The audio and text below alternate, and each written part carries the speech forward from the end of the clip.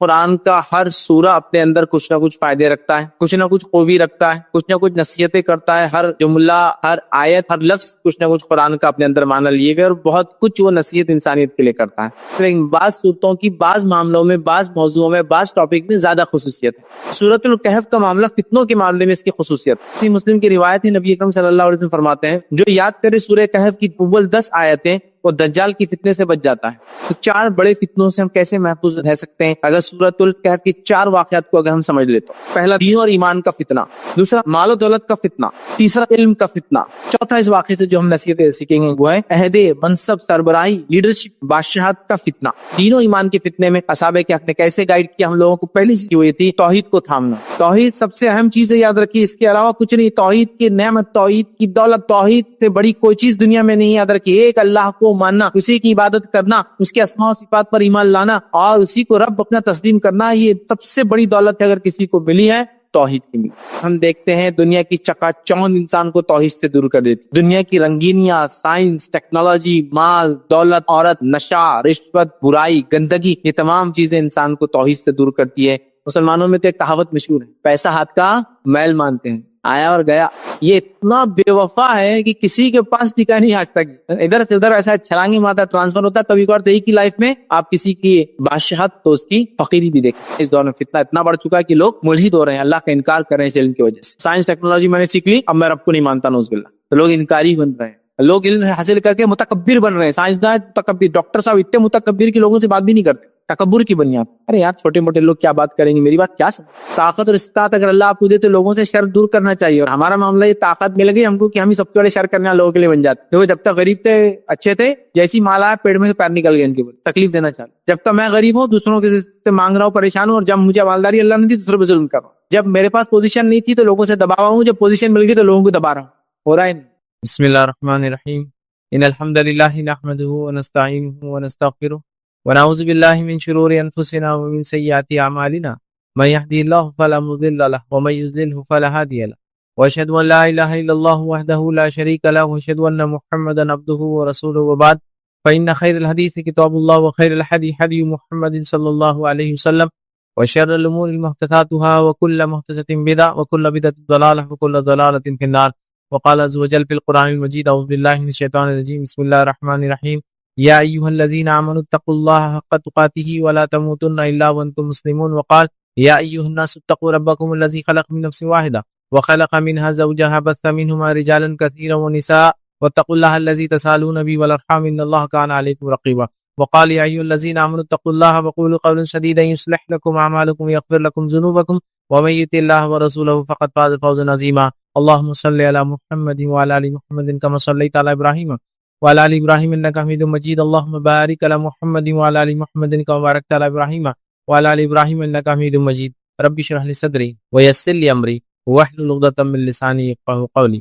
اما بعد، تمام تعریفیں اس اللہ عز و جل کے لیے لائق و زیبا ہے جو تمام جہانوں کا بنانے والا اور اسے پالنے والا ہے، اور درود و سلام اس کے آخری نبی محمد صلی اللہ علیہ وسلم پر. الحمدللہ ہم تمام یہی ہفتے واری درس کے لیے جمع ہوئے ہیں.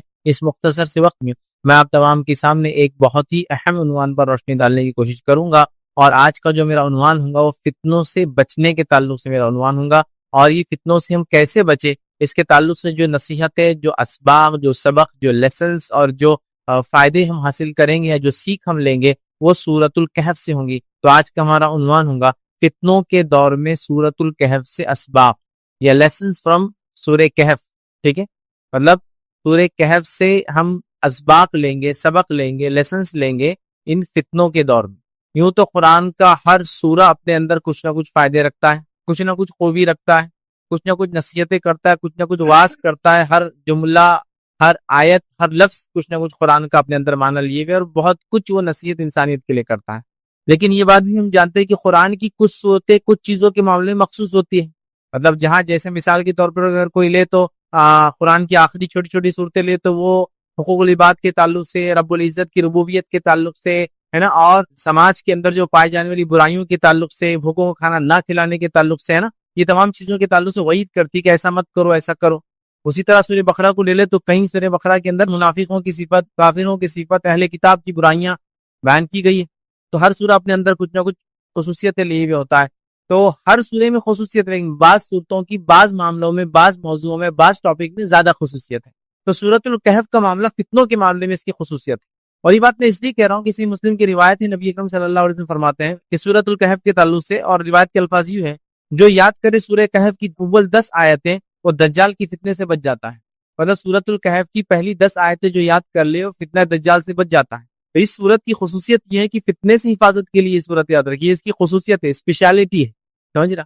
اور دجال کیسا فتنہ، میں سمجھتا ہوں مجھے کسی کو بھی ایکسپلین کرنے کی، سمجھانے کی ضرورت نہیں ہے۔ یہ ایک ایسا عظیم فتنہ ہے کہ نوح علیہ الصلوۃ والسلام نے، آپ صلی اللہ علیہ وسلم فرماتے ہیں، اپنی قوم کو اس سے ڈرایا۔ حالانکہ وہ آنے والا نہیں ہے ان کے بعد، وہ آنے والا ہے آخری نبی کی امت کے اوپر، نبی اکرم صلی اللہ علیہ وسلم کے بعد، ہے نا۔ لیکن ڈرا رہے کون؟ وقت کے سب سے پہلے رسول ڈرا رہے ہیں۔ کس کو ڈرا رہے ہیں؟ اپنی قوم کو، دجال سے۔ تو دجال ایسا بڑا فتنہ ہے کہ اس سے پہلے ایسا کوئی فتنہ ہوا نا، اس کے بعد کوئی فتنہ ہوگا اتنا بڑا۔ یہ فتنوں میں سب سے بڑا فتنہ ہے۔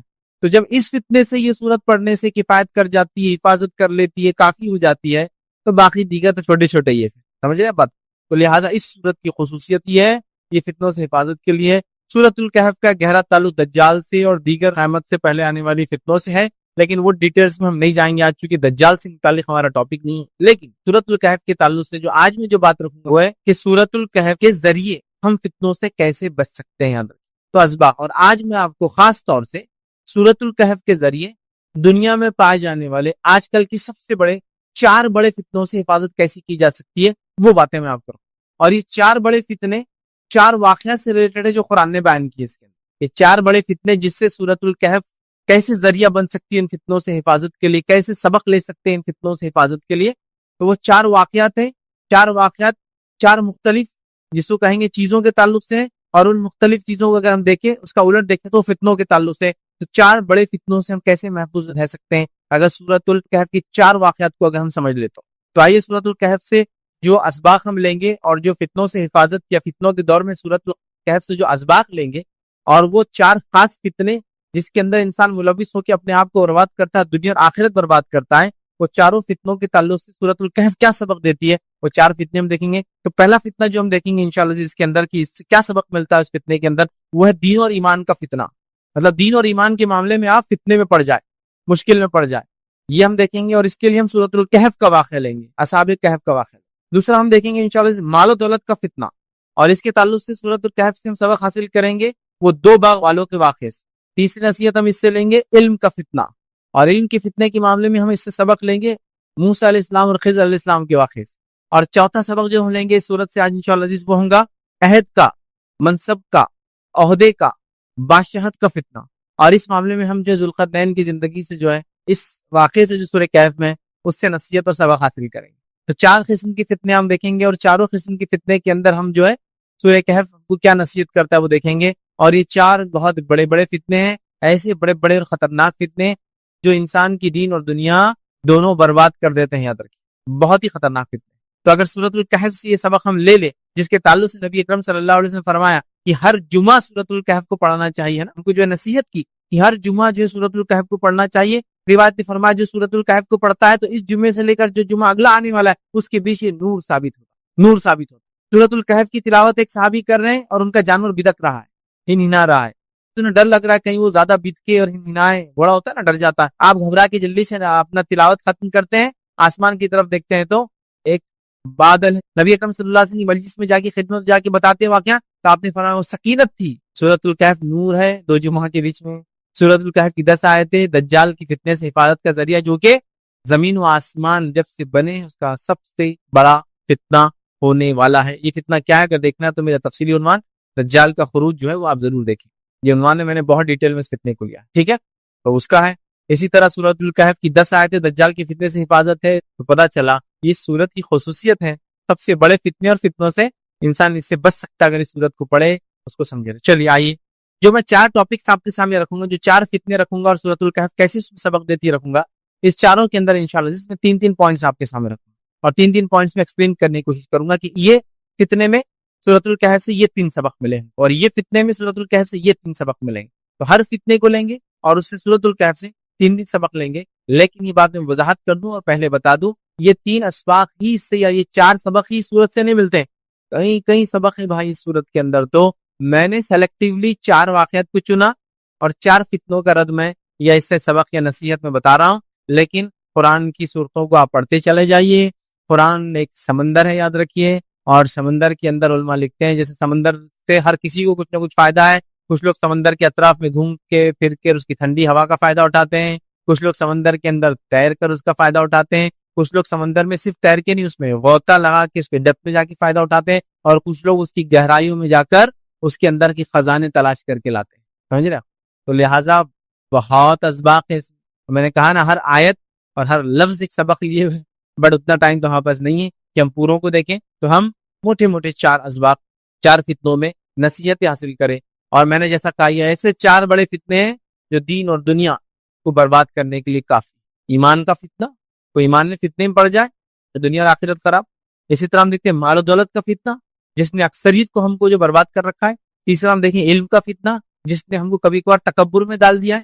آج انسانیت یہ سمجھتی ہے کہ ہم علم، سائنس، ٹیکنالوجی میں اتنے آگے بڑھ گئے کہ ہم سے پہلے کوئی نہیں تھا، اور نعوذ باللہ ہم اب خدا سے بھی، رب سے بھی، کریٹر سے بھی آگے جا چکے ہیں۔ وہ ایسا سوچ رہے کیا ایسا ہو سکتا ہے کہ نعوذ باللہ بنانے والا ایسا کر سکتا ہے؟ یہ تو ہماری خصوصیت۔ اسی طرح ہم دیکھیں گے عہدے، منصبی اور جو ہے بادشاہت کا جس کو ہم کہیں گے، مطلب لیڈرشپ اگر آپ کو مل جاتی ہے، عہدہ مل جاتا ہے، تو فتنے میں انسان پڑ جاتا ہے، اپنی دنیا خراب کرتا ہے لوگوں کے حق مار کے، ظلم کر کے، اور اپنی آخرت خراب کرتا ہے چونکہ اس کے عمل برباد ہو جاتے ہیں جب لوگوں کا حق مارتا ہے اور ان پر ظلم کرتا ہے۔ چلیے آئیے ہر فتنے کے اندر 3 نکات رکھوں گا۔ پہلا دیکھیں گے دین اور ایمان کا فتنہ، اس معاملے میں سورۃ الکہف کیا سبق دیتی ہے۔ دین اور ایمان کے فتنے کے تعلق سے جیسا میں بتاؤں گا آپ کو، میں اصحاب کہف کا واقعہ رکھوں گا، کیونکہ اس واقعے کے اندر دین و ایمان کے فتنے میں وہ لوگ پڑ گئے تھے اور انہوں نے کیسے اپنی نفس کو بچایا، پھر رب العزت نے کیسی ان کی مدد کی، اور پھر کیا ان کے ساتھ وہ رکھوں گا۔ لیکن یہ بتا دوں ہر واقعے کو میں بہت شارٹ میں رکھوں گا، ٹو شارٹ۔ وجہ یہ کہ اگر سورۃ الکہف کے واقعات کی اگر ہم دیکھنا شروع کر دیں، اتنے پیارے پیارے، اتنے بہترین، اتنے نصیحت والے یہ واقعات ہیں جس کی کوئی انتہا نہیں۔ اصحاب کہف اتنا انٹرسٹنگ واقعہ ہے جس کی کوئی انتہا نہیں یاد رکھی، اور اتنے نصیحتیں اس میں، نصائح جس کو کہیں گے موجود ہے۔ ہر واقعہ ایسی ہے، لیکن میں شارٹ نہیں، بہت شارٹ۔ کسی کو تفصیلات میں جانا ہے تو سورۃ الکہف کو اٹھائے، جہاں ہر جمعہ ہم اس کی تلاوت کرتے ہیں، اگر نہیں کرتے تو شروع کر دیں، اور اگر تلاوت کرتے ہیں تو ہر جمعہ کوشش کریں کہ ترجمہ بھی اس کا پڑھنا شروع کر دیں، ٹھیک ہے؟ تو بہرحال آپ کو ڈیٹیل سے واقعے سننے کو ملیں گے، میں بہت شارٹ میں۔ چلیے آئیے اصحاب کہف کا واقعہ کیا ہے۔ اصحاب کہف کا واقعہ بہت سرسری طور سے شارٹ میں یہ ہے کہ چند نوجوان تھے جن کی تعداد اللہ ہی بہتر جانتا ہے کہ وہ 9 تھے اور اس سے زائد کتنے تھے اور اس سے کم کتنے، ٹھیک ہے؟ لیکن مختلف اقوال ملتے ہیں۔ تو وہ اصحاب کہف میں ہوا یہ کہ چند نوجوان تھے جو ایمان لائے تھے۔ روایتوں کے مطابق آتا ہے کہ یہ روم کے کسی شہر، جو کہ اس زمانے میں یہ شہر ترکی کے اندر کوئی شہر ہوا کرتا تھا، واللہ عالم، چونکہ ساری چیزیں اننون ہیں، کوئی فیکٹس ہمارے سامنے نہیں ہے، اللہ نے واقعے کو بیان کیا، ہم اس پر ایمان لاتے ہیں، ٹھیک ہے؟ لیکن بتایا جاتا ہے، روایتوں میں آتا ہے، صحابہ کے، تابعین کے، تبع تابعین کے اقوال ہے، بہرحال مفسرین۔ تو ترکی کا کوئی شہر تھا جو اس زمانے میں رومی حکومت کا حصہ ہوا کرتا تھا، ٹھیک ہے؟ اور اس کے اندر چند نوجوان تھے جو ایمان لائے تھے۔ روایتوں میں کہا جاتا ہے کہ اس زمانے کا جو بادشاہ تھا اس کا نام ڈیسیس تھا، ڈیسیس، یا اس کو عربی میں کہتے ہیں دقیانوس، ٹھیک ہے؟ اور اسی سے لفظ اردو میں دقیانوس آتا ہے جو پرانے خیال کا ہوتا ہے اور اپنے آپ کو بدلنا نہیں چاہتا، ٹھیک؟ تو کنگ ڈیسیس وہ ایک بادشاہ ہوا کرتا تھا اور اس کا ایک زمانہ تھا، اور وہ اپنے آپ کو الہ اور معبود اور پتہ نہیں کیا کیا سمجھتا تھا۔ اور روایتوں کے مطابق جو بات سمجھ میں آتی ہے واقعہ عیسائیت سے پہلے کا ہے، مطلب یہ لوگ جب یہودیت تھی، مطلب اسلام تھا، لیکن جب ان لوگوں نے اپنے آپ کو اب یہود کہہ دیا، تو یہ اس زمانے کا بات ہے۔ موسیٰ علیہ السلام کی شریعت اس زمانے میں رہی ہوں گی، اور بادشاہ جو تھا وہ جو ہے رومی بادشاہ تھا، تو اس کا مذہب جو بھی ان زمانے میں ان کا میتھیکل ریلیجن ہوتا ہے، مائتھولوجیکل ہوتا ہے، خیاسی جو بہرحال مذہب ہوتا ہے، اس ٹائپ کا اس کو کوئی مذہب رہا ہوں گا بہرحال، اور وہ اپنے آپ کو بادشاہ یا تو رب سمجھتا تھا یا رب کا ریپرزینٹیٹیو سمجھتا تھا اپنے آپ کو دنیا میں، بہرحال وہ اپنے آپ کو بہت بڑی طاقت سمجھتا تھا، اور وہ لوگوں کو اسلام پر چلنے سے، ایک اللہ کو ماننے سے انکار کرتا تھا اور لوگوں کو اس پہ ایمان لانے سے روکتا تھا۔ اور اس زمانے میں چند نوجوان مل کر ایمان لائے۔ جب ایمان لائے تو روایتوں میں آتا ہے کہ ان کے شہر میں کوئی میلہ ہوا کرتا تھا، میلے کے لیے لوگ بستی سے باہر جاتے تھے، یہ نوجوان بستی سے باہر گئے اور سب مل کے جمع ہو گئے۔ اس میں سے ایک نوجوان نے کہا کہ ہمارے دل میں کوئی ایسی بات ہے، کچھ چیزیں ہیں جو شاید ہم کو ایک دوسرے کو بتا دینی چاہیے۔ مطلب یہ کہ وہ نوجوان فردن اللہ کو مان چکے تھے، دل میں ایمان لا چکے تھے، وہ با ایمان ہو چکے تھے، لیکن ان کو یہ نہیں پتا تھا کہ اور کون اس جیسا ہے۔ لیکن جب وہ بستی سے باہر، جب وہ مذہبی کوئی تہوار ہوا کرتا تھا، لوگ نکلے، یہ نوجوان بھی اس میں نکلے، لیکن وہ تہوار میں نہیں گئے اور جنگل میں کہیں رک گئے، تو ان کو ایسا لگا کہ شاید ہمارے دل میں کوئی ایسی بات ہے جو لوگوں کے پاس ہم نہیں بول سکتے، لیکن ابھی بول سکتے ہیں۔ اور پھر سب نے ایک کے بعد ایک بولنا شروع کیا اور سب نے اظہار کیا کہ ہم ایک اللہ پر ایمان لاتے ہیں جو کہ کائنات کا بنانے والا ہے، وہ رب ہے، وہی سچا ہے، وہی معبود ہے۔ یہ بادشاہ اور یہ دنیا میں جتنے معبودان لوگوں نے پتھر، مٹی، دیگر چیزوں کے بنائے ہیں، سب باطل ہے۔ جب انہوں نے ایک دوسرے کے سامنے اظہار کیا. جب اظہار کیا تو ان کو لگا رہے ہم اکیلے نہیں ہیں, وی آر اے کمیونٹی, ایک ٹیم ہے ہم لوگ, ایک وفد ہے, ایک جو ہے چھوٹی سی ٹکڑی اور جماعت ہے. اور انہوں نے اپنے آپ کو ایکسپلین کیا, اور ان کے ساتھ ایک کتا بھی تھا, یاد رکھیے, وہ ہو سکتا ہے شکاری کتا رہا ہو, شکار کے لیے جنگلوں میں لوگ جاتے تھے, حفاظت کے لیے استعمال کرتے تھے, بھیڑیوں سے بچنے کے لیے, اسی طرح ریچھ وغیرہ سے بچنے کے لیے, تو ان کے ساتھ ایک کتا بھی تھا, یاد رکھیے. اب اس سفر میں جب گئے, جب لوگوں سے اظہار کیا, لوگ پتا چلا کہ وہ سب ایمان والے, لیکن ان کو ڈر ہوا کہ اب ایمان کے تعلق سے کیا کرے. وہ لوگ وقت کے بادشاہ کے پاس گئے, انہوں نے اس کو دعوت دی. اب یہ بادشاہ تھا یا اس علاقے کا گورنر تھا, واللہ عالم, جو بھی تھا ذمہ دار, اس کو دعوت دی. دعوت دینے کے بعد اس نے کہا کہ تم اپنے آپ کو سدھار لو, اپنی اصلاح کر لو, ایک رب کو ماننا چھوڑ دو, ورنہ تمہارے ساتھ برا انجام ہوگا, اور میں تمہیں تھوڑی سی مہلت دیتا ہوں, اپنے آپ کو سدھار لو, اور واپس آ کے جو عقیدے پہ ساری دنیا اور جس پر میں ہوں اس پر ایمان لاؤ. اب یہ نوجوان وہاں سے نکلے, تھوڑا جو مہلت ملی تھی, انہوں نے مہلت کو غنیمت جانا اور سوچا بستی سے ہم نکل جاتے ہیں, اور بستی سے نکل کر یہ دور چلے گئے. جنگل میں جانے کے بعد سوچا کیا کرے, وقت کا بادشاہ تو یہ کرے گا, نہیں مانے تو مار دیں گا, پھر یہ تو ہم کو غنیمت مہلت ملی, رب العزت نے دے دی, کہ اس نے یہ کہا کہ تم اپنے آپ کو سدھار لو, ون چانس, ایک چانس میں تم کو دیتا ہوں. کیونکہ نوجوان تھے. کچھ لوگوں نے لکھا کہ ان کو اس لیے نہیں مارا گیا, ورنہ عام آدمی ہوتے تو مار دیے جاتے, یہ سرداروں کے بیٹے تھے, لیڈرز کے بچے تھے, مطلب جیسا کہ کنگ کے پاس جو وزیر وغیرہ, واللہ عالم, بہرحال اس نے نہیں مارا, ایک مہلت دی. یہ لوگ بستی سے نکلے, اب سوچا کیا کریں گے, اور سوچا کہ چلو گفا میں جا کے بیٹھ جاتے ہیں. ایک گفا دیکھی, گفا میں جا کے بیٹھ گئے, اور بیٹھنے کے بعد اللہ رب العزت نے کہا کہ اللہ رب العزت نے ان کے کان بند کر دیے, اور ان پر نیند طاری ہو گئی, اور اس کے بعد وہ سو گئے, لیکن کھلی آنکھ کے ساتھ سوئے. کھلی آنکھ کے ساتھ سوئے مطلب اللہ نے ان کے دین و ایمان کو بچانا سوچا, اور بچانے کا یہی طریقہ تھا کہ اس زمانے کو گزرنے دیا جائے. اور اس زمانے کے لوگوں کا عقیدہ یہ بھی تھا کہ دوبارہ تو انسان اٹھنے والے نہیں ہے, یاد رکھیے. لہٰذا ان کو سلا دیا گیا, اور سلایا ایسا گیا کہ ان کا کتا جو ہے چوکھٹ پہ بیٹھا تھا, مطلب باہر بیٹھا تھا گفا کے, ایسا بیٹھا جیسے شکاری کتے بیٹھتے ہیں. اور یہ لوگ جو اندر سوئے تھے تو پلٹتے بھی تھے, سورج نکلتا اور ڈوبتا بھی تھا, اور یہ لوگ الٹ پلٹ بھی ہوتے تھے, ایک جیسے نہیں سوتے تھے کہ زمین کھا جائے. کروٹیں لینا جس کو کہتے ہیں وہ لیتے تھے. اور خصوصیت یہ تھی کہ ان کی آنکھیں کھلی تھی, یہ آنکھیں بند کر کے نہیں سوئے تھے, آنکھیں کھلی تھی. اس لیے قرآن نے کہا کہ اللہ نے ان کے کانوں پر پردہ ڈال دیا تھا, سن نہیں پاتے تھے کچھ, آنکھیں کھلی تھی کہ اگر دیکھنے والا آ کر دیکھے تو اللہ نے ان کے اندر ایک ہیبت ڈال دی تھی. ہیبت سمجھتے آپ, خوف ڈال دیا تھا, ڈر ڈال دیا تھا, کہ لوگ ان کو دیکھتے اگر غلطی سے آ بھی گئے پر ہو جاتے تھے, اور کسی کو بتا بھی نہیں پاتے تھے کیا دیکھا, کہاں دیکھا, کیا دیکھا. مطلب اللہ نے حفاظت کی. اور کتے کے تعلق سے علماء لکھتے ہیں اس کو بھی ایسا رکھا کہ وہ بھی جاگتا رہتا تھا, مطلب وہ بھی سویا ہوا تھا, لیکن وہ بھی ایسا ہوتا کہ ایک آنکھ کھلی رکھ کے بیٹھا رہتا, پھر وہ ایک آنکھ بند ہوتی دوسری کھل جاتی. مطلب وہ سو رہے تھے, کانوں پہ پردہ تھا, لیکن لوگوں کو دکھتا تھا وہ جاگ رہے ہیں. کتا بھی ایسا تھا کہ ایک آنکھ کھلی رکھتا, دوسری بند کرتا, دوسری کھلی, آٹومیٹک سسٹم چلتا تھا.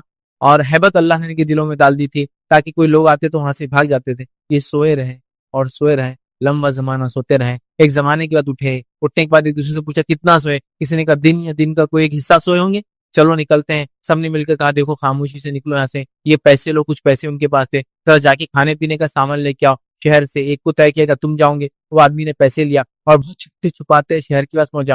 جب شہر کے پاس پہنچا ہے تو دیکھتا ہے کہ شہر میں تو ایسا کچھ بھی نہیں ہے جو اسے چھوڑ کر گیا تھا. اس کو لگتا ہے وہ پاگل ہو گیا, دیوانہ ہو گیا, یا وہ خواب دیکھ رہا ہے دن کے اندر. اب آپ کچھ سوچیے, کوئی سو گیا. اور روایتوں میں آتا ہے عبداللہ بن عباس رضی اللہ عنہ اور دیگر لوگوں کے قول ہے کہ وہ شاید 309 سال سوئے تھے, 309 ایئرس, سمجھ رہا, تو 309 سال سوئے تھے, واللہ اعلم, پھر بھی ہم نہیں جانتے. تو 309 سال سوئے تھے. اب آپ سوچیے کہ سمجھ لیجیے آج سے 300 سال پہلے کا اورنگ آباد شہر, اس کے بعد کوئی سو کے اٹھ کے آج آ رہا. اب ایڈوانسمنٹ آج سمجھ رہے نا, 300 سال پہلے کا تو اورنگزیب کا زمانہ ہے, جو شہر بن رہا ہے اورنگ آباد, اور آج اٹھ کے آ رہا, تو کیا مطلب کیا تبدیلی دیکھیں گے اس کے اندر. تو اب 300 سال ہو گئے, اس کو لگا یہ دیوانہ ہو گیا, آدمی پاگل ہو گیا, اس کو خواب دکھ رہے دن میں, چیزیں بدل گئی, حالات بدل گئے, گھر بدل گئے, عمارتیں بدل گئی, لباس بدل گیا, رہن سہن بدل گیا, دکانیں بدل گئی. پھر بھی چھپتے چھپاتے دکان میں گیا, سکہ نکال کے بولتا ہے کھانے کو کچھ دو. دکاندار نے سکہ لے کے دیکھا, دوسروں کو بلایا, ادھر یہ کیا سکہ, یہ سمجھ نہیں آ رہا کہاں سے لا لی انہوں نے. تو ان کو لگا ان کو کوئی خزانہ ملا, تو یہ کیا کر رہا ہے, سے خزانے میں سے جا کے لا رہے. اس نے کیا کیا, بات ہوئی, اور بات ذمہ داروں تک گئی, بات وقت کے بادشاہ تک گئی. اور وقت کا بادشاہ بتایا تھا تھیوڈوس اس کا نام تھا, لیکن وہ اسلام قبول کر چکا تھا, وہ مسلم تھا, واللہ عالم. بہرحال وہاں جاتے ہیں, وقت کے بادشاہ کو بتاتے, وقت کا بادشاہ کہتا ہے کہ یہ کہاں سے ملے. پھر وہ لڑکا بتاتا ہے کہ ایسا ایک گفا ہے, وہاں ہمارے اور بھی دوست ہیں, ہم لوگ ایسے سوئے تھے, سو کر جب اٹھے تو یہ حال ہے. لوگوں میں یہ بات مشہور تھی کہ چند نوجوان ایمان لائے تھے آج سے کچھ 100 سال پہلے, لیکن وہ کبھی نہیں ملے کاغوں میں, مشہور تھے واقعات. اور بالکل وہ سکے لے کے آئے, اسی وقت کے بادشاہ کے سکے لے کے آئے, وہی نوجوان تھے, تعداد وہی تھی. لوگوں نے دیکھا, ان کے ساتھ ایک کتا تھا, اس گفا کے پاس بادشاہ بھی گیا, شہر کے لوگ گئے, دیکھا کرا. اور بہرحال اس کے بعد ان کو دیکھنے کے بعد, ملاقات کے بعد, اللہ رب العزت نے ان سب کو موت دے دی, کیونکہ اللہ کو صرف بتانا تھا کہ اللہ جیسا پہلی بار پیدا کرتا دوبارہ پھر اٹھائیں گے. اور وہ نوجوان بہرحال وہاں انتقال کر جاتے ہیں. اور اس کے بعد پھر ان میں اختلاف ہوا کہ اس گفا کے پاس مسجد بنائی جائے, عبادت گاہ بنائی جائے, لیکن کوئی پسندیدہ عمل نہیں تھا, لیکن انہوں نے اختلاف کیا آپس میں کہ بنانا چاہیے.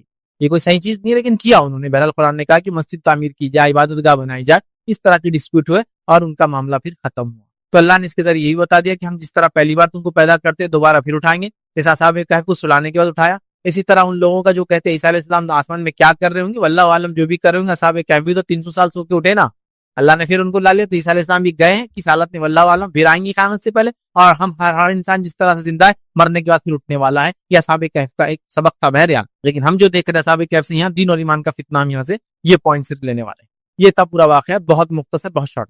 چلیے اس واقعے میں جو چیزیں ہم نے سیکھی, جو بہت اہم میرا نقطہ تھا, اور وہ تھا دین و ایمان کے فتنے میں اصحاب کہف نے کیسے گائیڈ کیا ہم لوگوں کو. پہلی چیز یاد رکھی وہ یہ تھی توحید کو تھامنا. ان نوجوانوں نے جو سب سے پہلا کام کیا وہ توحید کو تھاما. توحید سمجھتے نا, ایک اللہ کو ماننے کو, ایسا جم گئے اس کو توحید پر. سب سے پہلا کام نوجوانوں نے کیا, توحید کو تھاما. تو میں گزارش کروں گا اصحاب کہف نے جس طرح سے ایمان لانے کے بعد توحید کو تھام لیا, ہم تمام لوگ بھی توحید کو تھام لیں. جس کو توحید مل گئی اس کو دنیا مل گئی, اس کو آخرت مل گئی. جس کو توحید نہیں ملی اس کی دنیا برباد ہوگی, اس کی آخرت برباد ہوگی. میری باتوں کو کان کھول کر سب سن لیں. توحید سب سے اہم چیز ہے, یاد رکھیے, اس کے علاوہ کچھ نہیں. توحید کی نعمت, توحید کی دولت, توحید سے بڑی کوئی چیز دنیا میں نہیں. یاد رکھیے, ایک اللہ کو ماننا, اسی کی عبادت کرنا, اس کے اسماء و صفات پر ایمان لانا, ٹھیک ہے, اور اسی کو رب اپنا تسلیم کرنا, یہ سب سے بڑی دولت ہے اگر کسی کو ملی ہے, توحید کی ملی. توحید. اصحاب کہف سے جو پہلا واقعہ دین اور ایمان کے فتنے سے بچنے کا ہمیں سیکھنے کو ملتا ہے, توحید کو لازم جانے, توحید کو وہ کرے. اور ہم دیکھتے ہیں دنیا کی چکا چوند انسان کو توحید سے دور کر دیتی.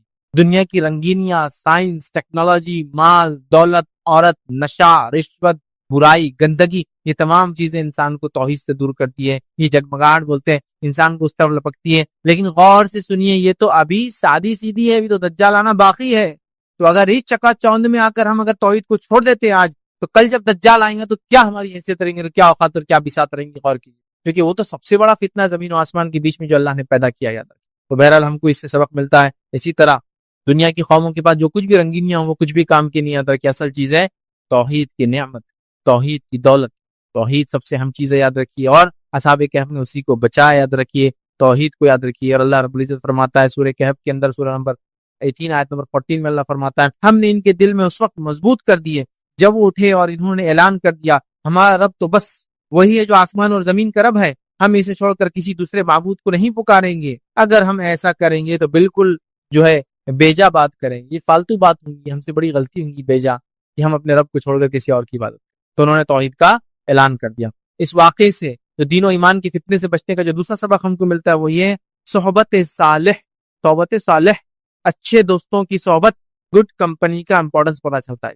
پہلے وہ نوجوان اکیلے اکیلے تھے اور ڈرے ہوئے, پھر وہ بستی سے نکلے وہ میلے میں جانے کے لیے, اور پھر بستی سے الگ ہو گئے چونکہ ان کو شرک کے میلے میں جانا نہیں تھا. جب وہ الگ ہو گئے تو ایک جگہ آ گئے. جب ایک جگہ آئے تو لوگوں نے کچھ نے کہا کہ کچھ نہ کچھ تو بات ہے جس کی وجہ سے ہم سب یہاں جمع ہوئے, چلو میں اپنی دل کی بات پہلے رکھتا ہوں کہ میں اس لیے یہاں آیا ہوں کہ میں ان کو رب نہیں مانتا ہوں. پھر دوسرے نے کہا, پھر تیسرے نے کہا, پھر سب نے کہا, اور پھر ایک گروپ بن گیا. اور انہیں ہمت آ گئی, اتنی ہمت آ گئی کہ وہ وقت کے بادشاہ کے پاس دعوت دینے چلے گئے.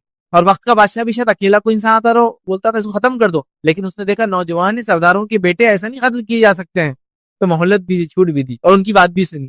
تو اچھی صحبت کا اثر یہاں پتا چلتا ہے, یاد رکھیے. تو فتنے سے بچنے کے لیے ہم خیال لوگوں کا ایک جگہ جمع ہونا توحید پر بڑا ضروری ہے, یا توحید پرستوں کا فتنوں کے زمانے میں ایک ساتھ رہنا بڑا ضروری.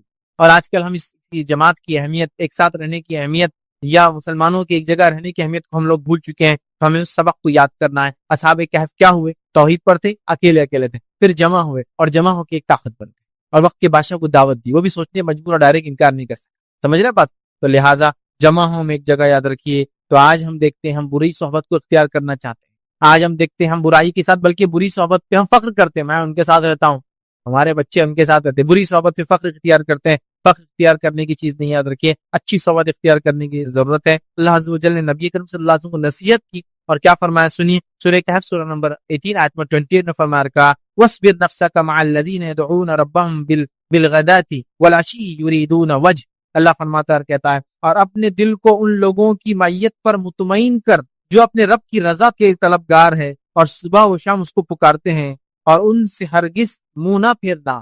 اے نبی, آپ ایسے لوگوں کی صحبت اختیار کیجئے جو صبح اور شام اپنے رب کو پکارتے ہیں, تو اللہ نبی کو وصیت کر رہا ہے، نصیحت کر رہا ہے سورۃ الکہف میں اچھی صحبت کے لیے، اور اصحاب کہف نے بھی اچھی صحبت کو اختیار کیا اور اچھی صحبت والے سب ایک جگہ جمع ہوئے، نتیجہ کتنا اچھا آیا آپ سب دیکھ۔ تو دوسرا سبق ملا اس سے، دین و ایمان کے فتنے کے زمانے میں ہمیں یہ پتہ چلتا ہے کہ توحید پرستوں کے ایک جگہ آنا بے حد ضروری ہے۔ اسی طرح تیسرا سبق جو اس واقعے سے ملتا ہے وہ یہ، ہم کو دین و ایمان کے فتنے سے بچنے کا جو واقعہ بتایا گیا سورہ کہف میں، وہ یہ ملتا ہے دنیاوی مال و متاع کی بجائے آخرت کو ترجیح دینا چاہیے اور ثواب کے کام کرنا چاہیے۔ دنیا کو ترجیح دینے کے بدلے آخرت کو ترجیح دے کر دنیا میں وہ کام کرنا چاہیے جو آخرت کو کامیاب کرتے ہیں، اور نوجوانوں نے یہی کیا، انہوں نے اپنی قوم کو چھوڑا، دنیا چھوڑی، انہوں نے اپنی تجارتوں کو، اپنے کیریئر کو چھوڑا۔ ارے نوجوان تھے تو کیا نہیں تھا دنیا میں کرنے کو، ہوتا ہے نا آج آپ نوجوان ہیں، دین پر چلنا چاہتے، لوگ بولتے ہیں میاں دھندا پانی کر لے پہلے، پھر دیکھا جائے گا، دین وین سب چلیں گا۔ میاں ابھی داڑھی واڑی کیا رکھ رہا ہے، شادی وادی کر لینے کا، اس کے بعد بچے ہو جائیں گے جب داڑھی رکھنے کا۔ ارے ابھی سے کہاں بچی کو برقع ورقع بنا رہے آپ، ذرا دنیا تو گزار لے، دنیا کی رنگینیوں سے تو گزر جائے، شادی وادی ہو جائے، رشتہ آ جائے، پھر دیکھا جائے گا سسرال میں تو یہی کرنا، بڈھی بن کے رہنا بیچاری کو برقع پہن کے، ہے نہیں ہے؟ ہم یہی سوچتے ہیں نا، کیریئر ویریئر بنا لے، پھر دیکھا جائے گا دین ایمان اسلام نمازیں وغیرہ، جب بڈھے ہو جائیں گے 58 کا ارلی ریٹائرمنٹ لے لیں گے، اب تو گورنمنٹ جاب وغیرہ نہیں ہوتی، تو بہرحال جب بھی ریٹائرمنٹ لیں گے 60-70 سال کی عمر میں، اس کے بعد دین وغیرہ پہ چلیں گے۔ نہیں، یہ جوان تھے اور انہوں نے اپنی جوان ہونے کے باوجود دنیا کے تمام متاع اور سہولتوں کو ترک کیا، اپنی تجارت تھی، ہو سکتا ہے ان کے والدین جو بڑے بڑے پوزیشنز پہ تھے، یہ بھی ہو سکتا ہے اس پوزیشن کو، پہلے تو ایسے ہوتا تھا نا، بادشاہ کے بعد ایسے ہوتا تھا، وزیر کا بچہ اگر اچھا ہو تو وہ وزیر بن جاتا تھا، تو بڑی بڑی پوزیشنز پہ پوسٹ پہ جا سکتے تھے، لیکن سب کچھ انہوں نے چھوڑ دیا، کس چیز کے لیے؟ آخرت کو ترجیح دی اور دنیا میں ثواب کیا، خوب نیکیاں کمائی، اس چیز کو انہوں نے ترجیح دی۔ اللہ رب العزت قرآن میں فرماتا ہے سورہ کہف سورہ نمبر 18 آیت نمبر 30 میں اللہ فرماتا کہتا ہے ان الذين آمنوا وعملوا الصالحات ان لا نضيع اجر من احسن عملا۔ اللہ فرماتا کہتا ہے رہے وہ لوگ جو مان لے اور نیک عمل کر لے، مطلب جو ایمان لا لے اور نیک عمل کر لے، تو یقیناً ہم نیکوکاروں کا اجر ضائع نہیں کریں، جو ایمان لائے اور نیک عمل کرے اللہ ان کے اجر کو ضائع نہیں کریں۔ تو یہ نوجوان ایمان لائے اور انہوں نے یاد رکھیے نیک کام کیا، اور اسی طرح جو ہے سورہ کہف سے ہم کو یہ بات بھی پتہ چلی اس واقعے سے کہ دنیا کی کوئی حیثیت نہیں ہے۔ اللہ فرماتا ہے سورہ کہف سورہ نمبر 18 اور آیت نمبر 7 اور 8 میں اللہ فرماتا کہتا ہے ان جعلنا ما علی الارض زینۃ لها لنبلوهم ایہم احسن عملا وانا لجاعلون ما علیها صعیدا جرزا۔ اللہ فرماتا کہتا سنیے، واقعہ یہ ہے کہ جو کچھ سرمایہ بھی زمین پر ہے، اس کو ہم نے زمین کی زینت بنا دیا ہے تاکہ ان لوگوں کو آزمائے ان میں کون بہتر عمل کر کے آتا ہے۔ زمین پہ جو کچھ ہے یہ چمک ہے اس کی، اور ہم چاہتے ہیں، اللہ آزمانا چاہتا ہے اس میں کون اچھے عمل کر کے آتا ہے۔ آخر کار اس سب کو ہم ہی چٹیل میدان بنا دینے والے، اور ایک زمانہ آئیں گا اللہ ان تمام چیزوں کو دنیا کی چٹیل میدان بنا دے گا۔ یہ سونا، یہ چاندی، یہ بنگلے، یہ گھر، دولت، محلات، جائیداد، کیا کیا سائنس ٹیکنالوجی، یہ وہ سب برباد ہو جائے، چٹیل میدان کر دیں گے اللہ۔ تو ایک آخری سبق تھا دنیا کے مقابلے میں اس کو ترجیح دینا، یہ ہم کو سبق ملا۔ تو ہم دین و ایمان کی فتنے میں نہ پڑے بلکہ دین و ایمان کو اپنا ساتھی بنائیں اور اس پر عمل کریں۔ تو سورہ کہف کا جو پہلا سبق دین و ایمان کی فتنے میں ہم کیسی نصیحت حاصل کریں، یہ نصیحتیں ہم کو ملتی ہے کہ ہم جو ہے دین و ایمان کو ترجیح دیں۔ ہمیں یہ نصیحت ملتی ہے کہ ہم جو ہے سب سے پہلی چیز توحید کی نعمت کو سمجھیں، دوسرا اچھی صحبت کو اختیار کریں، اور تیسرا جو ہے دنیا کے مقابلے میں آخرت کو ترجیح دیں۔ آگے بڑھتے ہیں۔ دوسرا جو فتنہ دنیا کا بڑا فتنہ، اور اس میں سورہ کہف ہماری کیسی رہنمائی کرتا ہے، اور وہ ہے مال و دولت کا فتنہ۔ مال مطلب پیسہ، دولت مطلب زمین و جائیداد۔ ویسے مال اور دولت بھی، ہاں بس اردو میں دولت بھی پیسے کو بولتے ہیں، لیکن اگر ان کو دونوں کو فرق کرو، دولت کہتے ہیں اسٹیٹ کو، حکومت کو، زمین اور جائیداد کو، اور مال کہتے ہیں کیش کرنسی کو۔ تو مال اور دولت ہے نا، تو دولت کا معنی ہوتا ہے اسٹیٹ، ٹھیک؟ تو کسی کی دولت فلاں دولت تھی اور یہ ان کی دولت ہے، حکومت ہے، گورننس ہے، اس کو بولتے ہیں۔ تو مال اور دولت کا فتنہ، زمین اور پیسے، زمین جائیداد، یا پیسے اور زمین جائیداد کا فتنہ۔ اور آج میں سمجھتا ہوں اس فتنے سے ہم میں سے کوئی بھی نہیں بچا ہے، بلکہ اللہ کے رسول صلی اللہ علیہ وسلم نے فرمایا پچھلی امتوں کا فتنہ عورتوں سے شروع ہوا تھا، میری امت کا فتنہ مال ہے۔ امت محمدیہ کا فتنہ کیا ہے؟ مال ہے، غربت نہیں ہے۔ پچھلی امتوں کی فتنے کچھ اور ہے، ہمارا فتنہ کچھ اور ہے۔ تو مال و دولت تو ہمارا فتنہ ہے، مال فتنہ ہے، یاد رکھیے۔ دولت اسی سے ریلیٹڈ ہوتا ہے، چونکہ مال جس کے پاس ہوتا ہے اسی کے پاس زمین ہوتی ہے، ٹھیک ہے؟ اس لیے مال و دولت کامنلی ایک ساتھ یوز ہوتا ہے، لیکن دونوں میں ڈفرنس ہوتا ہے، ٹھیک ہے؟ مال و دولت کا فتنہ ہم دیکھتے ہیں، بہت بڑا فتنہ، یاد رکھیے۔ اور اس فتنے کو سمجھنے کے لیے سورہ کہف کیسا ہم کو گائیڈ کرتا ہے؟ آئیے دو باغ والے انسان کا واقعہ سنیے۔ ایک انسان تھا جو کافر تھا، اور ایک انسان تھا مومن تھا۔ کافر مالدار تھا، مومن غریب تھا، سماج کا نچلا حصے میں اس کو کاؤنٹ کیا جاتا تھا۔ یہ دونوں کا ایک واقعہ قرآن نے بیان کیا، میں بہت شارٹ میں اس واقعے کو رکھتا ہوں، پھر آگے ہم اس سے نصیحتیں لیں گے۔ واقعہ یوں ہے کہ ایک انسان تھا، اس کے دو باغ تھے۔ باغ کیسے تھے؟ اس کے باغ کی کیفیت بھی اللہ رب العزت نے بیان کی۔ دو باغ ہے، ایک ادھر اور ایک ادھر باغ ہے، اور باغ کے بیچ میں نہر بہ رہی، اور باغ کے بیچ کے اندر دونوں طرف کھجوروں کے جھاڑ ہے اور بیچ میں انگوروں کا باغ ہے اور اس کے بیچ میں ہر چیز لگی ہوئی ہے اور بیچ میں سے بالکل عین باغ کے بیچ میں سے نہر جاتی ہے اور اس کے بیچ میں چھوٹی چھوٹی نہریں اس نے لے رکھی ہے اور آرام سے اس کا باغ چلتا ہے، اور مطلب وہ مالدار انسان ہے، اس کے پاس پھل بھی ہے، روپیہ بھی ہے، پیسہ بھی ہے اور دولت ہے، مطلب جائیداد بھی ہے اس کے پاس۔ یہ ایک دن اپنے باغ کی طرف چلتا ہے اس غریب مسلمان کے ساتھ یا غریب ایمان والے کے ساتھ، اور یہ چونکہ اسٹیٹس والا ہے اور وہ بیچارہ کمتر ہے، اور چلتے چلتے 3 باتیں کہتا ہے۔ پہلی چیز کہتا ہے کہ مجھے لگتا ہے میرا باغ تو کبھی ختم ہی نہیں ہوگا۔ دوسرا کہتا ہے کہ میں دوبارہ اٹھائے نہیں جاؤں گا، آخرت کا انکاری ہے، مرنے کے بعد کی زندگی نہیں مانتا ہے کہ میں دوبارہ نہیں اٹھاؤ جاؤں گا، میرے کو ڈاؤٹ ہے اس میں ایسا ہو سکتا ہے۔ اور تیسری بات کہتا ہے اگر اٹھایا بھی گیا تو جیسا یہاں اسٹیٹس والے لوگوں میں ہوں وہاں بھی اسٹیٹس والوں میں رہوں گا، تمہارے جیسے لوگوں کے ساتھ نہیں رہوں گا۔ پتا جیسا یہاں جو کچھ ملا ہے جنت مطلب باغ کا کیا باغ جیسا ملا ہے، تو اگر دوبارہ اٹھایا گیا بھی، پہلے تو مانتا نہیں ہوں میں، لیکن اگر اٹھایا گیا بھی تو مجھے ایکسپیکٹڈ ہے کہ میرے ساتھ اچھا ہی سلوک ہوگا جیسا دنیا میں ہوا ہے۔ 3 باتوں کا دعویٰ کرتا۔ اب دوسرا آدمی بولتا ہے کہ کسی بات کرتے ہو، اللہ رب العزت نے تم کو پیدا کیا اور تم اس طرح سے رب العزت کا انکار کرتے ہو، اور وہ اس کو نصیحت کرتا، واز کرتا ہے کہ آخرت پر ایمان لاؤ اور یہ کرو، اللہ ہم کو پیدا کرنے والا، اللہ ہمارا رب ہے، لیکن وہ اس بات کو نہیں مانتا ہے، اور ایک دن جب اپنے باغ میں پہنچتا ہے تو اس کا باغ پورا کا پورا برباد ہو جاتا ہے، ختم ہو جاتا ہے اور کچھ بھی نہیں بچتا ہے۔ تو مالدار انکار کرنے والا اور غریب مسلمان ایمان والا، مالدار انکاری اور غریب آستوان ایمان رکھنے والا، تو یہ دونوں کا ایک مکالمہ ہے، اور اس سے ہم کو کیا نصیحتیں ملتی ہے؟ مختصر واقعات میں آپ کو سنا چکا ہوں۔ اس کی مالداری نے اس کو تکبر کبر کی طرف لے گیا، اس کی مالداری نے شاید اس کو کفر کی طرف لے گیا، اس کی مالداری نے اس کو جو ہے ایسی باتوں کی طرف لے گیا کہ شاید یہ دنیا کبھی ختم، مطلب میرا باغ کبھی ختم نہیں ہوگا اور میں کبھی دوبارہ اٹھا نہیں جاؤں گا، اور اٹھایا گیا بھی تو عزت والے اکرام والے لوگوں کے ساتھ میرا جیسا یہاں معاملہ ہے ویسا وہاں ہوگا۔ رب العزت نے اس کے باغ کو برباد کر دیا، اس کے مال و دولت اور اس کا سرمایہ پورا کا پورا برباد ہو گیا۔ تو مال و دولت کے فتنے میں ہم سب پھنسے ہیں، ہم سب پھنسے ہیں نا۔ جاہ اور جلال، مال و دولت کیا کیا پرابلمز لاتی ہے آپ اندازہ نہیں کر سکتے، اتنی ساری برائیاں صرف مال و دولت کی وجہ سے۔ یہ مت سمجھیے کہ اسلام مال و دولت کو برا بولتا ہے، نہیں، مال و دولت بہت اچھی نعمت ہے اللہ کی بھائی، لیکن اس کا استعمال اچھا یا برا ہوتا ہے، تو ہم کیا کرتے ہیں اس کو دیکھنا چاہیے۔ لیکن اکثر دیکھا گیا مال و دولت نے انسانی برائیاں لائی۔ سب سے پہلے انبیاء کا انکار کرنے والے کون تھے لوگ؟ قرآن کا مطالعہ کیجیے، جو اس قوم اور بستی کے مالدار اور اثر والے لوگ تھے، پوزیشن والے لوگ تھے، سب سے پہلے انکار کیا انہوں نے ایمان کا۔ اور ایمان لانے والوں میں سب سے پہلی جماعت کون سی ہوا کرتی؟ غریب لوگوں کی، غلاموں کی، اور سماج میں جو نچلے طبقے تھے وہ سب سے پہلے ایمان لاتے۔ تو میں نے اس لیے کہا کہ مال و دولت کبھی کبھار بہت بگاڑ لاتی، بہت بگاڑ لاتی، یہاں تک کہ دین و ایمان کا بگاڑ۔ تو مال و دولت کی فتنے سے ہمیشہ پناہ مانگنا چاہیے، مال و دولت حلال روزی کی دعا ہمیشہ کرتے رہنا چاہیے، خوب حلال مال کمانا چاہیے، اسے زکوٰۃ دینا چاہیے، صدقات اور خیرات کرنا چاہیے، لیکن مال کی فتنے سے ہمیشہ پناہ مانگنا چاہیے۔ تو آئیے سورہ کہف کی اس واقعے سے مال و دولت کے کیسے فتنے سے کیا نصیحتیں ملتی، کیا اسباق ملتے ہیں وہ آپ کے سامنے رکھتا۔ آئیے، جب اللہ آپ کو دوسروں سے زیادہ نوازے، دوسروں کو کمتر اور حقیر نہیں سمجھنا چاہیے۔ پہلا نصیحت کیا ملتی ہے؟ اس مالدار انسان کو جو اللہ کا انکار کرتا تھا، آخرت کا انکار کرتا تھا، اللہ نے مال و دولت زیادہ دیا تھا، اس نے اپنے آپ کو تکبر کیا اور اس آدمی کو کیا سمجھا؟ چھوٹا سمجھا۔ کیا بولا تھا اس نے؟ اگر اٹھایا بھی گیا تو جیسا یہاں ویسا رکھا جاؤں گا، تحقیر نہیں سمجھنا۔ تو سب سے پہلی نصیحت ہے، جب اللہ دوسروں سے زیادہ آپ کو مال و دولت دے تو کسی کو حقیر نہیں سمجھنا۔ مال و دولت اللہ کی ایک سمپل ایک نعمت۔ مسلمانوں میں تو ایک کہاوت مشہور ہے، پیسہ ہاتھ کا میل مانتے ہیں، آیا اور گیا۔ دیکھیے ہاتھ پہ کتنا بھی میل لگے، کتنا بھی میل لگے گا، اتنا ڈھیروں میل لگے، کالے ہاتھ ہو گئے میرے، صرف پانی کے نیچے ہاتھ ڈال کے یوں کرنا شروع کرو، تب بہ کے چلا جاتا، پسینہ آ جائے ہاتھ میں، میل نکل کے چلا جاتا، پھر ہاتھ جیسے کوئی اچھے ہو جاتے ہیں نا۔ تو میل بھائی آتا اور چلے جاتا۔ یہ اتنا بے وفا ہے کہ کسی کے پاس ٹکا نہیں آج تک، ادھر سے ادھر ایسا چھلانگے مارتا ٹرانسفر ہوتا۔ کبھی کبھار دیکھی کی لائف میں آپ کسی کی بادشاہت تو اس کی فقیری بھی دیکھ لیں۔ میں مثالیں دینا نہیں چاہتا ہوں، وقت نہیں اتنی مثالوں، بہت بے وفا، لیکن یہ وہ خطرناک دوست ہے جس کو لوگ بناتے ہیں، جو سب سے زیادہ برباد کرتا ہے ہمارا ایمان اور عقیدہ اور تکبر، بڑائی اور کیا کیا یہ برائی لاتا۔ میرے پاس وقت نہیں بولنے کے لیے، بہت برائی لاتا ہے نا۔ سب سے پہلا کام، میرے پاس مال و دولت ہے، کبھی دوسروں کو حقیر نہیں سمجھا۔ یہ مالدار انسان نے جو اللہ کا انکار کر رہا تھا، آخرت کا انکار کر رہا تھا، اس نے سمجھا مال و دولت سب کچھ ہے، اور ایک ایمان والے کو حقیر سمجھا۔ آج یہاں پر یہ بہت ہو گیا نا، جس کے پاس مال و دولت ہے وہ غریب مسلمانوں کو حقیر سمجھتے ہیں، ان کے ساتھ بیٹھنا کھانا، ان کی دعوتوں کو قبول کرنا اس کے برا سمجھتے ہیں۔ رسک کبھی مت لیجیے، کیونکہ مال ایسا ہاتھ چھوڑ کے جاتا ہے، اتنا بے وفا ہوتا ہے، آپ امیجن، آپ سوچ بھی نہیں سکتے۔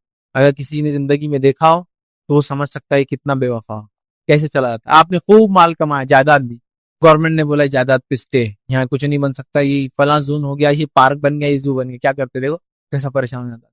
آپ نے مال و دولت کمایا، تجارت لگائی، आग लग गई आपके बिजनेस में अचानक एक दिन, आग लगने के बाद क्या हुआ, पूरा बिजनेस जल गया, चले गया ना माल, कैसा छोड़ा ना। कभी कोई सोच सकता है ताजिर जिसका अरबों खरबों है, उसका तिजारत में वो है, और अचानक आपने माल और दौलत जानवरों की शक्ल में खूब बड़ा की, फार्म हाउसेस से और ये है, और अचानक बीमारी और पूरे जानवर मर के चले, कैसा तुम दूसरे दिन कैसा होता ना आदमी। आपने इन्वेस्टमेंट किया बहुत जबरदस्त कंपनी में, ऐसी कंपनी जो टॉप में जा रही थी दुनिया के अंदर, और अचानक कल कोलैप्स आ गया, क्या हो जाता है, आज का करोड़पति कल का भिखारी हो जाता है। एक ऐसा, ये बहुत खतरनाक साथी है, ऐसा साथ छोड़ता है चुटकी में। तो बहरहाल, तो किसी भी इंसान को कमतर मत समझिए अगर मेरे पास माल दौलत, समझिए आप बात, कभी भी ये तकब्बुर मत आने दीजिए। अल्लाह की नियमत जब अल्लाह चाहता देता है, जब चाहे छीन लेता है। तो जैसे बाग वाले को नवाजा था अल्लाह ताला ने, है ना, पहले इंसान को उसने क्या किया याद रखिए, नवाजने के बाद उसने गलत सलत बातें कही, इनकार किया अल्लाह का, और उसको हकीर समझा और दूसरे मुसलमान को। इसी तरह जो है आज लोग सारी जिंदगी कमाई के लिए कोशिश करते याद रखिए, और अपना एक स्टैंडर्ड मेंटेन करते हैं, और उस स्टैंडर्ड को मेंटेन करने के बाद ये समझते हैं कि इसके अलावा जो लोग रहते वो हकीर है, वो कमतर है, वो कमजोर है, वो बेकार है, वो नाखिस है, बल्कि कभी कभार तो रिश्ता रखने के लायक नहीं होते हैं। अरे यार मैं तो बहुत मालदार हो गया लेकिन मैं बहुत डिप्रेस हूँ, क्यों, मेरे रिश्ता इतने गरीब है यार, मेरे अब्बा को देखो इतने गरीब, मेरे अम्मा को देखो इतने गरीब, मेरे भाइयों को देखो, मेरा पूरा स्टेटस डाउन हो जा रहा, क्या करूँ अब। तोड़ दे सबसे रिश्ता, तोड़ दिया, ना गाँव जाता अपने, ना माँ बाप को देखता, ना भाइयों को, इसलिए कि यार कैसे इतने गरीब भाई बहन कैसे हो सकते हैं मेरे, कभी नहीं होना चाहिए, ठीक है। तो अपना स्टैंडर्ड मेंटेन मत कीजिए, किसी को हकीर मत समझिए स्टैंडर्ड के चक्कर में, ठीक। अल्लाह रब्बुल इज्जत ने सूरह कहफ सूरह नंबर 18 आयत नंबर 34 में क्या कहा सुनिए, वकान लहू समरुन फकाल लिसाहिबिही वहुवा युहाविरुहु अना अक्सरु मिनका मालन व अज़्ज़ु नफरा। उसने क्या बोला मालूम, देखिए सुनिए, अल्लाह ने फरमाया एक दिन वो अपने हमसाये से बात करते हुए बोला मैं तुझसे ज्यादा मालदार हूँ। वो गरीब मुसलमान को देखिए क्या बोला, मैं तुझसे ज्यादा मालदार हूँ और तुझसे ज्यादा ताकत रखता हूँ, या तुझसे ज्यादा मालदार। अब ये काफिर, और क्या करा दूसरे को, मैं तुझको अपने आप से माल में कम समझता हूँ और मैं तुझसे ज्यादा मालदार हूँ और मेरी ताकत भी तुझसे ज्यादा है। तकब्बुर किया उसने, कभी भी अपनी मालदारी का तकब्बुर नहीं दिखाना, हालांकि इसका अकीदा भी दुरुस्त नहीं था, वो काफिर भी था। दूसरा सबक जो हमको मिलता है मालो दौलत के फितने से बचने का, इस वाकये के अंदर, इस दो बाग वाले के वाकये के अंदर, इतना मालो दौलत था उसके पास, क्या मिलता है, कोई आपको हकीर समझे तो आप एहसास कमतरी में मत मुब्तला होइए, बल्कि आपके पास जो नेमत तौहीद अल्लाह ने दी थी उसका शुक्र बजा लाइए। जब कोई आपको हकीर समझे, जैसा वो बाग वाले ने, दो बाग वाले ने इस दूसरे मुसलमान को, गरीब मुसलमान को हकीर समझा, तो ये एहसास कमतरी में नहीं पड़ा, कहीं बोल रहे यार तुम क्या, मेरा कुछ भी नहीं है, नहीं, हकीर नहीं समझा इसने अपने आप को। जब उसको दूसरे ने हकीर समझा तो एहसास कमतरी में नहीं गया, बल्कि इसके पास जो नेमत थी उस नेमत पे ये खुश हुआ, उस नेमत पे ये मजबूती से जम गया। और वो नेमत क्या थी इसके पास, तौहीद की नेमत। तो मुसलमान के पास अकीदा था कि आखिरत में उठने वाला, ये क्या बोल रहा था, दोबारा नहीं उठने वाले, क्या अकीदा था, तो उसने उस पर शुक्र अदा किया। याद रखिए, तो इस बात को आप याद रखिए, कोई आपको हकीर समझे तो आप अल्लाह ने जो आपको नेमत दी उस पर शुक्र अदा कीजिए, एहसास कमतरी मुब्तला मत होइए, उसके साथ बुरा सलूक मत कीजिए उस आदमी के साथ जो कर रहा है, बल्कि आप उन नेमतों का शुक्र अदा कीजिए अल्लाह ने दी है, कि अल्लाह ने मुझे सेहत दी है, अल्लाह ने मुझे अच्छे बीवी और बच्चे दिए हैं, अल्लाह रब्बुल इज्जत ने मुझे तौहीद पर कायम रखा है, अल्लाह रब्बुल इज्जत ने मुझे हलाल रोजी कमाने की तौफीक दी है, अल्लाह रब्बुल इज्जत मुझसे इबादतें करवा लेता है। याद रखिए, मैं कोशिश करता हूँ, रब्बुल इज्जत मुझे तौफीक देता है कि नमाजें पढ़ लेता हूँ, अल्हम्दुलिल्लाह। मैं इस तेरी हकारत से, एहसास कमतरी, इन्फिनिटी कॉम्प्लेक्स में नहीं आने वाला हूँ, मैं जो नेमत है उस पर खुश होने वाला। तो खुश होइए उस नेमत पर, इसलिए कि जब दज्जाल आएगा, याद रखिए, वो खूब माल और मता लोगों को देंगे, जो उस पर ईमान लाएंगे उसे खूब लुटाएंगे, लेकिन सबसे अजीम दौलत उस जमाने में जो होंगी वो होंगी तौहीद की दौलत।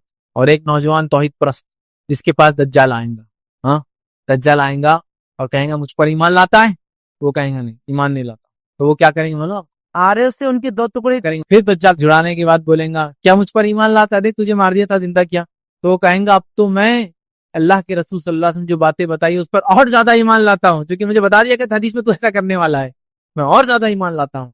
फिर दज्जाल तलवार उठाएगा और उसकी गर्दन में मारेगा, अल्लाह ताला उसकी गर्दन को तांबे की गर्दन बना देगा, फिर उस नौजवान को मार नहीं सके। तो उस दज्जाल के सामने भी जो चीज उसको बचाएंगी तो तौहीद।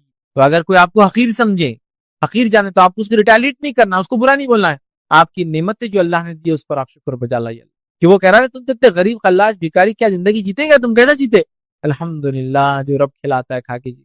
ये नहीं कि तू क्या अमीर, तेरी माल क्या लाग लगे तेरी माल दौलत की, नहीं, कुछ भी नहीं बोलना, जो मेरे को अल्लाह ने दिया खाता पीता और खुश है, तौहीद के बाद अल्लाह ने नवाजी है, मेरे बीवी बच्चे ईमान वाले, बड़ा खुश हूँ। समझिए आप बात। तो बहरहाल, तो कोई आपको हकीर समझे, एहसास कमतरी मत जाइए, जो नेमत अल्लाह ने दी खास तौहीद वगैरह उसका शुक्र अदा कीजिए। तो इस शख्स ने वो किया, याद रखिए।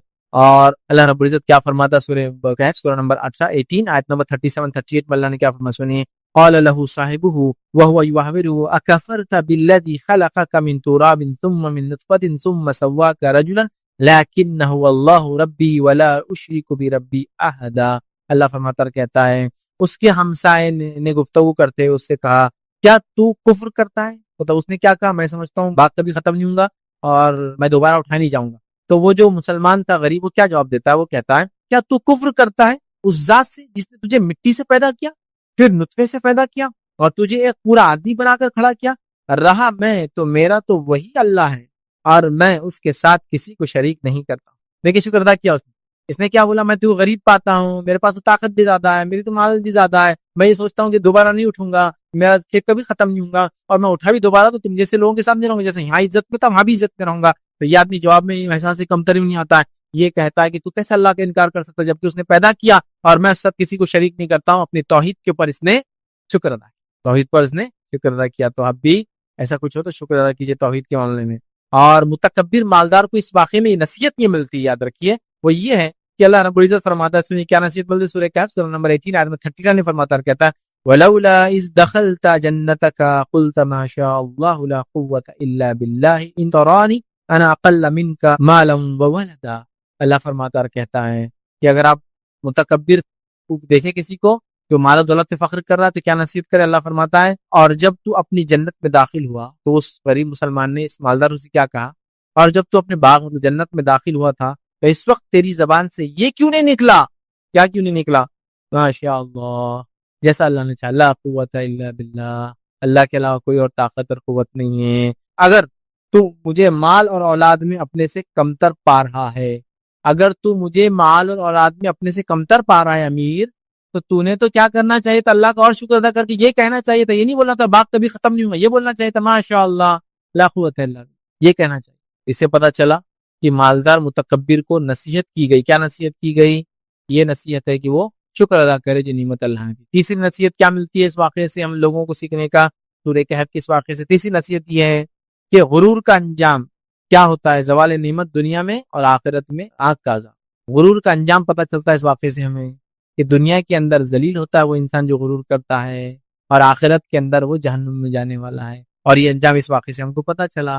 کیا ہوا؟ مغرور انسان جو تکبر کے ساتھ بول رہا ہے میں تیرے سے مال میں زیادہ ہوں، دولت میں زیادہ ہوں، عزت والا ہوں، اور میں سمجھتا ہوں باغ کبھی ختم نہیں ہوں گا، اور میں سمجھتا ہوں آخرت کبھی نہیں قائم ہوگی، میں دوبارہ نہیں اٹھنے والا، اور میں سمجھتا ہوں اٹھا بھی تو اچھا میں نہ لوں گا. اس کا انجام کیا ہوا سن لیجیے. اللہ رب العزت کیا فرماتا ہے قرآن کے اندر، اسی صورت کے اندر سورہ کہف سورہ نمبر 18 آیت 42 میں اللہ نے فرمایا کہا وَوَهِيتَ بِثَمَرِهِ فَأَصْبَحَ يُقَلِّبُ كَفَّيْهِ عَلَى مَا أَنفَقَ فِيهَا وَهِيَ خَاوِيَةٌ عَلَى عُرُوشِهَا وَيَقُولُ يَا لَيْتَنِي لَمْ أُشْرِكْ بِرَبِّي أَحَدًا. اللہ فرماتا ہے اور اس کے سارے پھل گھیر لیے گئے. اب وہ باغ کا حال کیا ہوا جب اس نے تکبر کیا؟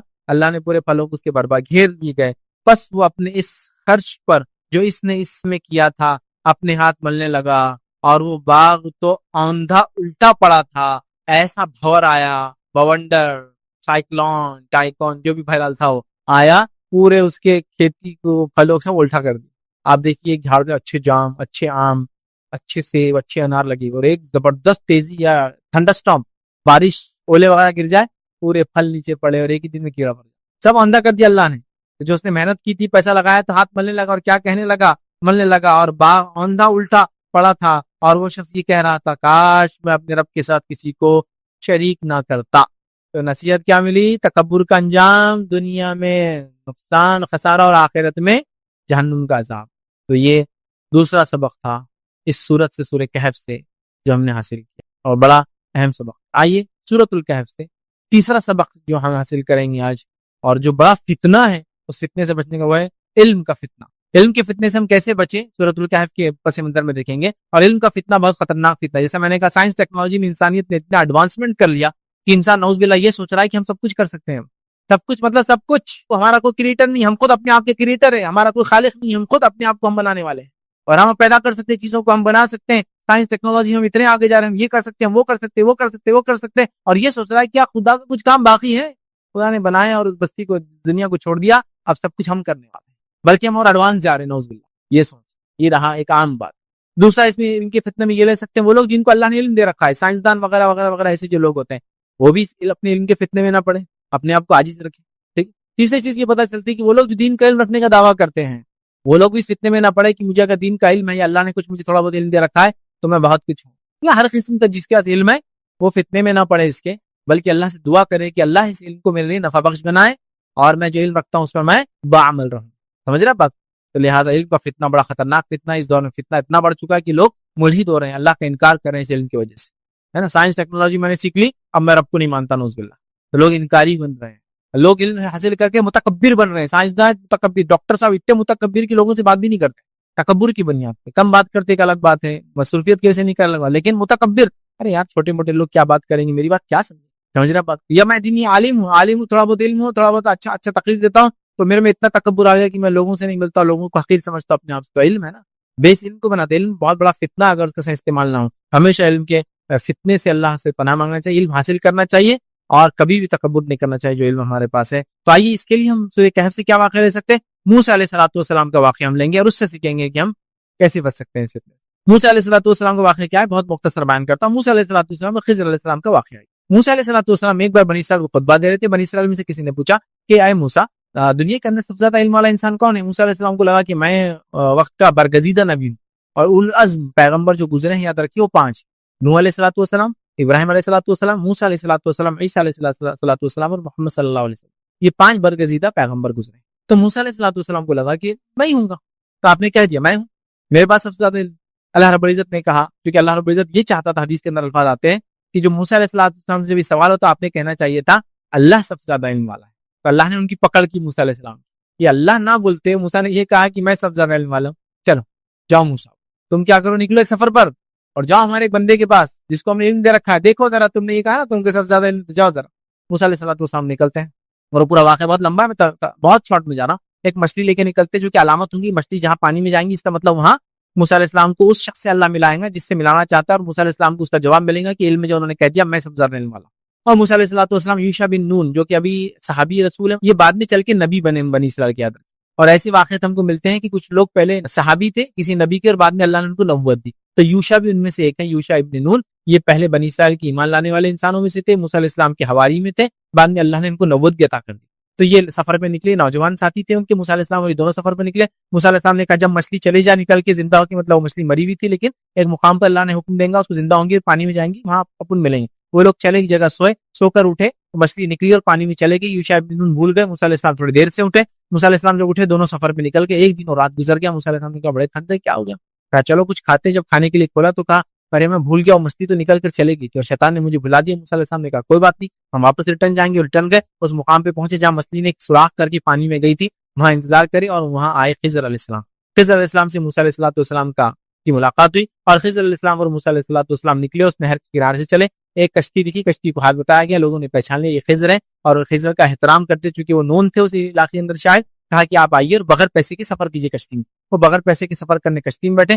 کشتی چلے چلے ایک مقام تک پہنچی اور خضر علیہ السلام نے کشتی کا ایک تختہ نکالا، خاموشی میں لوگ جب نہیں دیکھ رہے تھے، اور توڑ دیا. اور موسیٰ علیہ السلام کو پہلے بتا دیا تھا میرے ساتھ چلوں گے تو خاموش رہنا تمہارا کام ہے، اور جب میں بتانا چاہوں گا تب میں بتاؤں گا میں نے کیوں کیا. لیکن موسیٰ علیہ السلام کو تاب نہیں ہے. کہا ایک آدمی ہم کو فری رائڈ دے رہا ہے، کشتی میں فری بٹھایا اور خضر تم کشتی کو تم نے توڑ دیا، اس کی خراب کر دی. امیزنگ، تعجب کی بات ہے. اور اسی دوران جو توڑنے سے پہلے ایک واقعہ یہ ہوا روایت کے اندر آتا ہے کہ خضر علیہ السلام موسیٰ علیہ السلام کھڑے تھے، ایک چڑیا آئی اور چڑیا آ کے اس کشتی کے اوپر بیٹھی اور اس نہر میں سے پانی پیا، یا اس دریا تھی بڑی، پانی پیا. تو خضر علیہ السلام نے کہا موسیٰ یہ چڑیا کیا بتا رہی ہے معلوم ہم کو؟ تو موسیٰ علیہ السلام نے کہا کیا؟ تو یہ بتا رہی ہے کہ جتنا پانی میں نے اپنے چوچ میں لیا، اتنا علم تیرا اور میرا ملا کر اللہ کے علم کے مقابلے میں، اللہ کا علم سمندر جیسا ہے. اور جیسا چڑیا نے سمندر میں سے ایک گھٹ، چڑیا کا گھٹ کیا ہوتا ہوں تو سپ کتنے ایم ایل کا سپ لیں گے اسے پتا نہیں، 1 ml 2 ml ہے نا، اتنا سا سپ لیتی چڑیا، چھوٹا چھوٹا پانی. تو کہا موسیٰ علیہ السلام سے کہ جو چڑیا نے پانی پیا، یہ چڑیا بتا رہی ہے کہ اللہ کے علم کے مقابلے ہمارا علم صرف اتنا ہے. جیسا اللہ کے علم سمندر ہے تو چڑیا نے جو پانی پیا نا اتنا تیرا اور میرا علم. پھر بارے وہ آگے چلی، انہوں نے توڑ دیا اس کا وہ موسیٰ علیہ السلام کو وہ نہیں ہو، آپ نے پوچھ لیا. خضر نے کہا میں نے تو وہ پہلے بولا تھا مجھ سے کوئی سوال نہیں جب تک میں جواب نہ دوں، ابھی خاموش ہو. موسیٰ علیہ السلام نے کہا ٹھیک ہے، اس چیز کے لیے مجھے چھوڑ دو جس سے میرا خود کنٹرول نہیں ہے، میں نے جان بوجھ کے نہیں کیا لیکن نکل گیا میرے منہ سے تم نے جب ایسا کیا تو. حالانکہ فری رائڈ دی ہم کو. بہرحال انہوں نے کہا چلو آگے چلے تو ایک بچہ ملا، خضر علیہ السلام نے اس کو قتل کر دیا. موسیٰ علیہ السلام نے کہا یہ تو بہت ہو گیا، ٹو مچ، ایک جان لے لی تم نے بغیر کسی عذر کے. خضر نے کہا دیکھو میں نے تم سے پہلے ہی کہا تھا ساتھ چلنا، تو خاموش نے کہا ٹھیک ہے میں خاموش رہنے کی کوشش کروں گا. آگے بڑھے تو ایک بستی میں گئے، بستی میں جا کے کھانا مانگا، بستی والوں نے کھانا نہیں دیا. تو وہاں ایک دیوار تھی جو گرنے پہ تھی، ٹیڑھی ہو گئی تھی. تو خضر علیہ السلام نے دیوار کو سیدھی کر دیا. موسیٰ علیہ السلام نے کہا خضر انہوں نے ہم کو کھانا نہیں دیا اور تم ان کی بستی میں گرتی ہوئی دیوار کو سیدھا کرو. خضر علیہ السلام نے کہا کہ بس بھائی اب یہ الگ ہونے کا ٹائم آ گیا. میں نے آپ سے کہا تھا جب تک میں نہ بولوں آپ مجھ سے کوئی کوشچن نہیں کریں گے، اور آپ لگاتار ہر اس پہ میرے سے کوشچن. تو یہ سپریشن کا ٹائم آ گیا. اللہ کے رسول صلی اللہ علیہ وسلم نے حدیث میں یہاں یہ فرمایا تھا کاش کہ ایسا ہوتا کہ موسیٰ خضر سے سوال نہ کرتے تو نہ جانے اللہ کتنے عجیب و غریب چیزیں ہم کو بتا دیتا اس کے ذریعے. مطلب کیسے عجیب و غریب واقعات ہو رہے ہیں. خضر علیہ السلام نے کہا اب تو فنش ہوگا، آپ سے میں نے پہلے ہی بولا تھا مجھ سے کوئی سوال نہیں جب تک میں جواب نہ دوں. تو میں نے کشتی کا تختہ توڑا تو بھی پوچھا، لڑکے قتل کیا تو بھی آپ نے پوچھا. میں نے کہا نہیں پوچھنا. اب پھر پوچھا آپ نے، کہا ابھی ہمارے الگ ہونے کا ٹائم ہے، چلیے میں آپ کو بتا دیتا ہوں کیا کیا چیزیں میں نے جو کیا اور کیوں کیا. پہلا میں نے تختہ اس لیے توڑا اس کشتی کا کہ اللہ نے مجھے بتا دیا تھا بذریعہ وہی کہ ایک بادشاہ ہے جو اچھی کشتیوں کو قبضے میں لے رہا ہے. تو میں نے کشتی کا تختہ توڑ دیا جس سے پانی اندر آیا. جب یہ کشتی وہاں پہنچی ہمارے اترنے کے بعد، جب بادشاہ نے اس کو پکڑا، جب دیکھا کشتی پھٹی ہوئی تو اس نے اس کشتی کو چھوڑ دیا. تو گویا میں نے اس کے فائدے کے لیے کام، ورنہ اس کی کشتی اس کے ہاتھ سے بادشاہ کیا کر رہا تھا، قبضہ کر لے رہا. قبضہ کہ بادشاہ زبردستی لے لیتے چیزوں میں، کچھ پیسے ویسے نہیں اس کے بدلے. کہا دوسرا جب ہم اس بچے کے پاس گئے جو کھیل رہا تھا بچوں کے اندر، میں نے اسے قتل کیا، یہ اللہ کا حکم تھا مجھے، اور وہ بڑا ہو کر جو ہے کافر بننے والا تھا جس سے اپنے والدین کو آزمائش میں ڈالنے والا. اللہ رب العزت نے چاہا کہ اس کے والدین کے ساتھ اس نے سلوک کرے، اچھا معاملہ کرے، اور وہ کتنے میں نہ پڑا ایمان کے، لہٰذا اس کو قتل کر دیا.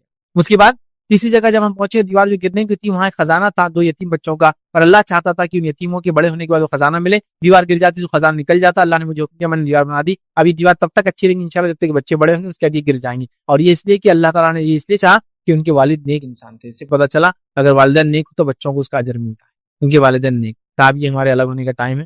یہ باتیں تھی، حکمتیں تھی جو اللہ نے مجھے بتائی جو تمہیں نہیں دیا گیا تھا. تو پتہ چلا جو موسیٰ علیہ السلام کو علم تھا وہ خضر علیہ السلام کے پاس نہیں تھا، جو خضر کو علم تھا موسیٰ علیہ السلام کے پاس نہیں تھا. اور موسیٰ علیہ السلام کو اللہ نے نصیحت کر دی کہ موسیٰ تم کو ہر چیز کا علم نہیں ہے، تم سے یہ سوال ہوا تھا کہ علم کس کو سب سے زیادہ، تم نے بات میری طرف نسبت کرنا تھا تو تم نے کیا کیا، یہ کہا کہ مجھے ہے، یہ تمہاری غلطی تھی. اور موسیٰ علیہ السلام سمجھ گئے کہ اللہ رب العزت کو علم ہے، اور اللہ رب العزت تر چشمہ علم کا ہے، تمام علوم اسی سے آتے ہیں.